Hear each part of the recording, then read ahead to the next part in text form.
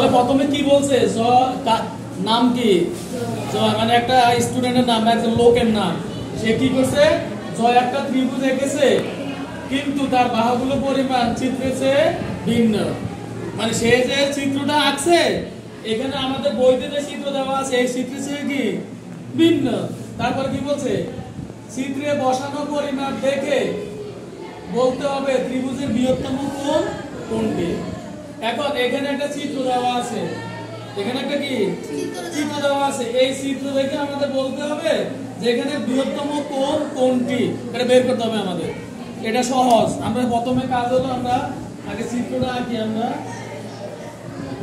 চিত্রটা আঁকলাম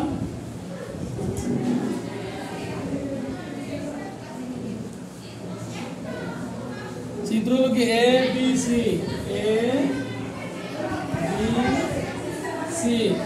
দেখো এখানে এ বি দেওয়া আছে কত সেন্টিমিটার 7 সেন্টিমিটার তারপরে আমাদের বিসি দেওয়া আছে 5 সেন্টিমিটার কিন্তু এসি কত এটা দেওয়া নাই আছে নাই এখন এখান থেকে আমাদের তোমাদেরকে আমি বললাম যে তোমরা একটা ত্রিভুজ আঁকো কি বললাম তোমরা একটা ত্রিভুজ আঁকছো কিন্তু এটার মতো না তোমরা অন্য একটা চিত্র আঁকছো ওখানে তোমরা মাইপে দেখছো যে তোমার এটা এক মাপ হতে এটা 6 সেন্টিমিটার বা এটা 5 সেন্টিমিটার এটা 4 সেন্টিমিটার হয়েছে আবার এটা তুমি মাপছো এটা হয়তো 3 সেন্টিমিটার হয়েছে তোমারটা কিন্তু আমাদের এই চিত্রের মধ্যে আমাদের বের করতে হবে আমরা স্বাভাবিকভাবে যদি দেখি বলো এখানে কোন বাহুটা বড় দেখা যাইতেছে সেটা এ বি তারপরে বিসি আর সবচেয়ে ছোট কোনটা দেখা যাচ্ছে এসিটাকে দেখতে ছোট দেখা যাচ্ছে কিন্তু আমরা এটাকে স্কেল দিয়ে মাপবো কি দিয়া মানে তোমরা স্কেল দিয়ে মাপবা এটা কত সেন্টিমিটার এটা বের করতে হবে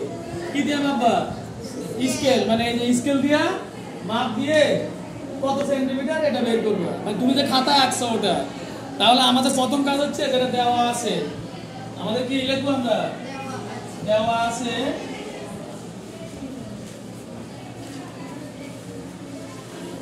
এ বি সি ত্রিভুজের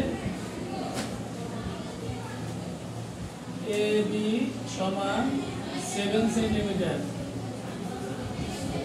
তারপর আমরা লিখব বিসি সমান 5 সেন্টিমিটার এই দুটো দেওয়া আছে দেখো আমাদের একটা এবিসি ত্রিভুজ দেওয়া আছে আর এখানে এবি বাহু সমান 7 সেন্টিমিটার এটাও দেওয়া আছে বিসি বাহু সমান 5 সেন্টিমিটার এটাও কি দেওয়া আছে কিন্তু এসি কত এটা দেওয়া নাই এসি বাহু কি দেওয়া না আমরা এটা একটা কথা লিখে দিব যে রুলার বা স্কেল দিয়ে যেটা লেখো তোমরা স্কেল দিয়ে মেপে পাই কি লিখবা কারণ এটা স্কেল দিয়ে মাপতে হবে বা রুলার যেটা লেখা রুলার বা স্কেল মেপে পাই এখন আমরা এসি মাপ নিলাম যেহেতু আমাদের এটা থেকে সবচেয়ে ছোট এটা মনে হচ্ছে আমরা লিখলাম যে এসি সমান হলো 4 সেন্টিমিটার কত সেন্টিমিটার 4 সেন্টিমিটার এখন তোমরা মাপ দিয়ে যতটুকু হয় ততটুকু লিখবা এখন এখানে একটা কথা লিখতে হবে আমাদের কি কথা এটা তোমরা লিখছো যদিও তোমরা বুঝো নাই মনে রাখবা ত্রিভুজের ক্ষেত্রে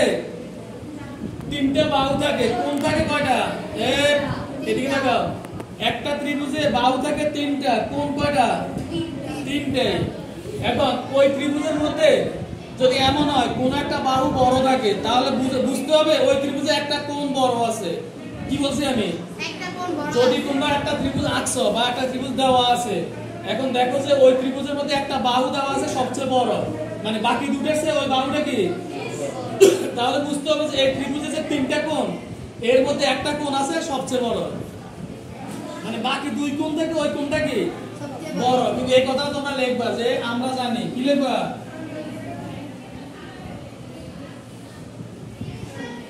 ত্রিভুজের বৃহত্তম বাহুর বিপরীত কোণ কি লিখবা ত্রিভুজের বৃহত্তম বাহুর বিপরীত কোণ